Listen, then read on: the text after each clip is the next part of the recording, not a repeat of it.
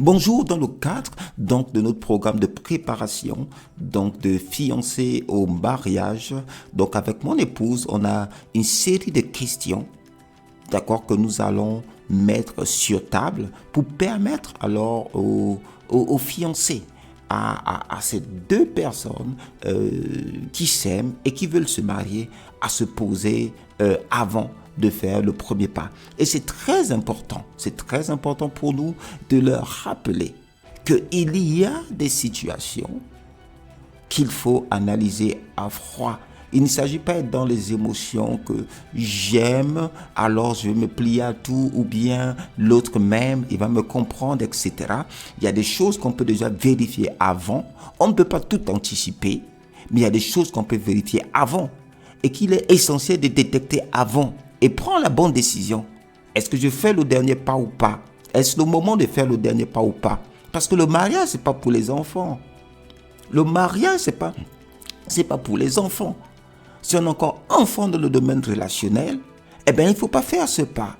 Soit il faut attendre, il faut se préparer un peu plus, mais il y a des questions qui peuvent sembler des questions brûlantes pour certains, mais il faut se les poser. Ici, on va juste partager quelques-unes, d'accord, quelques-unes d'entre elles, et c'est beaucoup plus exhaustif donc, dans le cadre de notre programme. Donc, si vous êtes intéressé, n'hésitez pas toutefois à nous contacter pour cela.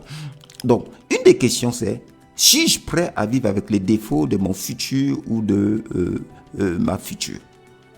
Si ces défauts ne changent jamais pendant le mariage.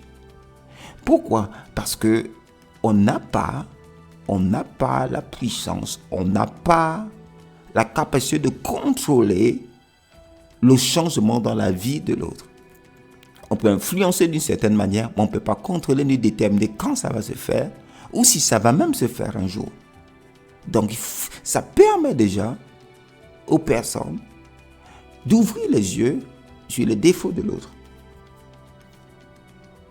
Pas seulement sur les qualités c'est évident, on s'appuie dessus, mais sur les défauts. L'intensité des défauts, l'ampleur des défauts. Parce qu'il y aura d'autres défauts, d'accord, d'autres mauvais comportements qu'on peut découvrir que lorsqu'on vit ensemble. Donc, il faut balayer tout ce qu'on peut avant et prendre des décisions dessus. Une autre question: quelles sont les valeurs de mon futur et de ma future épouse? Pour cela, c'est se poser la question: qu'est-ce qui est important pour toi? Même si la personne dit: pour moi, ce qui est important, c'est la famille. Creuser, c'est quoi la famille pour cette personne? Parce que la famille pour l'un ou l'autre a des définitions différentes. Pour l'autre, la famille, c'est la famille élargie qui inclut les cousins, cousines, tati, le petit frère de l'oncle, l'enfant de la grand-mère de tel. Mais pour l'autre, non, c'est juste moi, mon mari, mes enfants, c'est ça la famille. Donc il faut clarifier, aller derrière, qu'est-ce qui est important pour toi et lister au moins les 3 ou les 5 valeurs importantes de l'autre et voir, et faire un petit exercice de compatibilité ou de concession entre vous, mais que ces décisions soient prises. Une troisième question, c'est du genre: de quelle famille vient mon futur ou ma future épouse? De quelle famille cette personne? Quelle est son histoire? Comment il a grandi en fait? Dans quel genre de famille il a grandi? Était-ce une famille polygame? Était-ce une famille à palabres? Était-ce une famille très soudée? De quelle famille vient? Est-ce une famille monoparentale?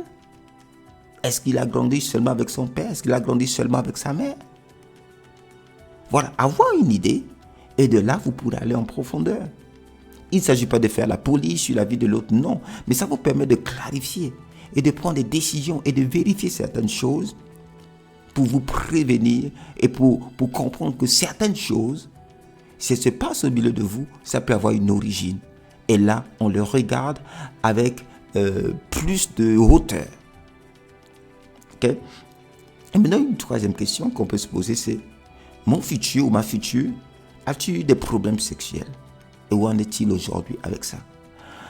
Oui, il y a des personnes, comme on l'a dit tout à l'heure, qui viennent de familles polygames.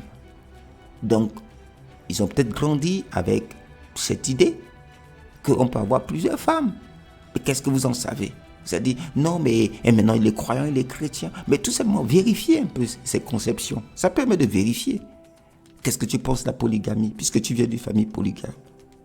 Est-ce que c'est quelque chose qui monte dans ton cœur? Est-ce que c'est une possibilité pour toi? D'accord? Vous serez surpris des réponses. Ça vous permet de trouver de l'aide, de prendre encore plus de conseils ou bien de travailler certains aspects. Peut-être que l'autre a été abusé sexuellement et que dès que vous rentrez dans le mariage, l'autre, ce qui concerne les rapports sexuels physiques, l'autre n'est pas vraiment dedans. C'est dégoûtant. Et ça, c'est extrêmement dangereux. Parce que ne pas consommer son mariage, comme on dit, ne pas avoir des relations sexuelles dans le mariage, c'est très dangereux. Parce que une des choses qui vous différencie votre mari d'autres hommes, eh bien, c'est justement cette intimité-là. Votre mari n'est pas votre frère, il n'est pas, etc., un frère en Christ, voilà, si vous êtes chrétien, etc. Non, non, non, pas du tout. Et c'est ça, votre mari n'est pas un homme quelconque. C'est votre mari. Vous comprenez? Et ne pas avoir de relations sexuelles peut exposer l'autre, justement, à des dérives sexuelles. Donc ça, c'est très important, c'est se poser des questions. Est-ce que l'autre a eu des problèmes avec la pornographie, par exemple? Voilà. Donc il y a un certain nombre de questions. Ici, on ne va pas tous les déballer. D'accord? Et une autre question, c'est: ai-je le droit de regarder le téléphone de mon mari ou de mon épouse? Est-ce que j'aurai le droit de regarder ton téléphone? Ou bien ton téléphone est considéré comme une propriété privée? Et ça, vous devez clarifier entre vous et voir les raisons qui sont derrière. Est-ce qu'on peut accepter de vivre éloigné géographiquement?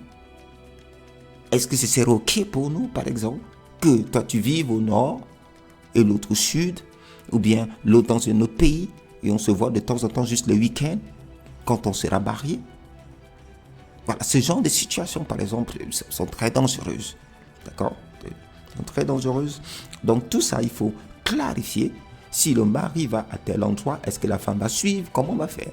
Ou bien est-ce que c'est le mari qui va suivre la femme, où elle va? Voilà, clarifier tout cela. Vous allez dire que non, les réponses sont évidentes. C'est évident pour vous, pas forcément pour l'autre. Alors parlez-en. Une autre question qui peut vous sembler étrange, c'est: comment on compte donner des noms aux enfants? Vous ne pouvez pas vous imaginer, dans certaines cultures, ça peut être vraiment essentiel. Est-ce que les enfants auront seulement le nom du mari? Ou bien auront les deux noms? C'est-à-dire le nom de famille du mari, le nom de famille de la femme, et ensuite un prénom ou deux prénoms. D'accord? Et d'autres questions comme les noms qu'on va donner ou les prénoms qu'on va donner à nos enfants. Est-ce qu'on va prendre le nom des parents? Est-ce qu'on va prendre le nom de tel oncle, de tel grand-père, de telle personne qui m'a influencé, etc. Ça peut être des questions abordées. Les réponses ne sont pas les mêmes pour tout le monde. Ce n'est qu'une compréhension. Et on se met d'accord pour éviter les problèmes inutiles. Oui. Et je vais vous donner encore une dernière question, c'est combien d'enfants? Posez la question combien d'enfants, pas est-ce que tu aimes les enfants.